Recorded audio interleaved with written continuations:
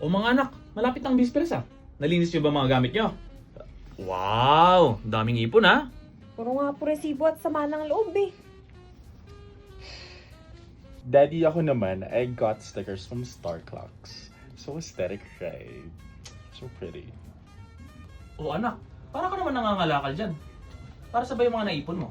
Ah, itong mga sachets, bottle caps at bubble wrap style? Kakatapos lang kasi ng 12 eh. Ano naman gagawin mo sa mga yan? Nilinis at itinabi ko po hanggang makaipon ng ilang kilos. Ibibigay ko kasi ito sa barangay ta eh. Kasi plano raw ng Baguio LGUs na bumuo ng upuan para sa mga eskwelahan. Sa pakalat-kalat na basura, akalain mong mapapakinabangan pa? Ang mga plastics na kung hindi may iwasang gamitin, ating ipunin na siyang gagawing mga asilya. Sige, maganda yan. Kunin mo na rin yung mga bote dun sa kotse at isama mo dyan sa mga naipon mo, ano?